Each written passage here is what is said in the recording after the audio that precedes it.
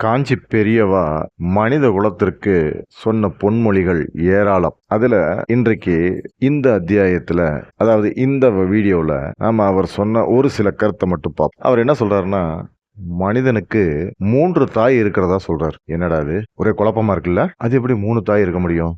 எல்லாருக்குமே தெரியும், பயாலஜிக்கலா உடலும் உருவமும் கொடுக்கிற தாய் நம்முடைய பெற்றோர். அந்த தாய் தான் எல்லாருக்கும் தெரியும். அது என்ன 3 தாயின்னு சொல்றாரே அப்படின்னு எல்லாருக்கும் ஒரே குழப்பமா தான் இருக்கும். அவர் சொல்றது, தாய் நம்ம இப்ப சொன்னோம் இல்லைங்களா, பயாலஜிக்கலா நம்முடைய பெற்றோர், நமக்கு உடலும் உருவமும் உயிரும் கொடுத்த நம் தாய், இந்த பூ உலகில் நம்மை பிறக்க வைத்த தாய், முதல் தாய்.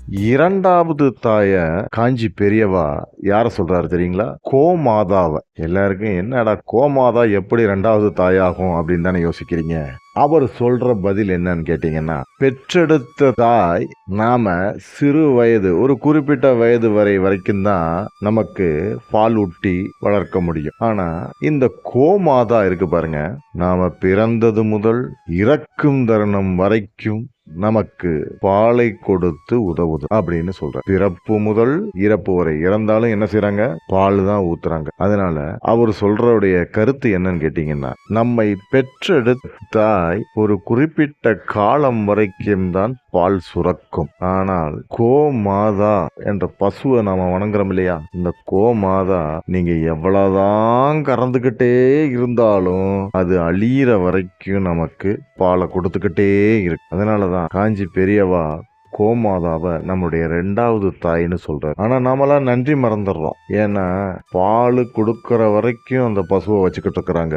எப்ப அந்த பசு பால் கொடுக்கலன்னு தெரியுதோ உடனே என்ன செய்வாங்க? அடிமாட்டுக்கு தள்ளிடுறாங்க. அதுதான் நம்முடைய உலகம், மனித உலகம், நன்றி கெட்ட உலகம். மனிதன் என்னைக்குமே நன்றி கெட்டவன். அதனாலதான் திருவள்ளுவரும் சொல்லியிருக்காரு, என்னன்றி கொண்டார்க்கும் உய்வுண்டாம் உய்வில்லை செய் நன்றி கொண்ட மகர்க்குன்னு சொல்லியிருக்காரு திருவள்ளுவர். அதனால எந்த தப்புக்கும் மன்னிப்பு உண்டு, ஆனா செய் நன்றிய மறந்தவனுக்கு மன்னிப்பே கிடையாதுன்னு திருவள்ளுவரே அந்த காலத்துல சொல்லி வச்சுட்டு போயிருக்காரு. அது மாதிரி நம்ம மனித குலம் எப்போதுமே நன்றி மறந்த குலம் தான். நாம 2வது தாயா வணங்குவதா காஞ்சி பெரியவா சொல்றார். ஏன்னா கோமாதாவுடைய உடல்ல பாத்தீங்கன்னா எல்லா தேவர்களும் எல்லா தேவதைகளும் அதுல உறைவிடமா இருப்பதா நீங்க பார்த்திருப்பீங்க. அதனாலதான் பசுவை ஒரு தெய்வமா வணங்குறோம் இந்து சமயத்துல. 3வது தாயா காஞ்சி பெரியவா யார சொல்றாருன்னு கேட்டீங்கன்னா, நாம பிறந்தது முதல் இறக்கும் வரைக்கும் நம்மை தாங்கி நிற்கும் பூமி தாய், பூமாதேவி. நாம என்ன செஞ்சாலும், ஏன் நம்முடைய ஆசை கனவுகள் கற்பனைகள் எல்லாத்தையும், ஒரு நிலமா இருக்கட்டும், கோட்டையா இருக்கட்டும், வீடா இருக்கட்டும், வயலா இருக்கட்டும், எதா இருந்தா என்ன, எல்லாத்தையும் நம்முடைய ஆசை கனவுகள் எல்லாம் எங்க? வானத்திலேயான்னு இல்ல பூமியில தானே.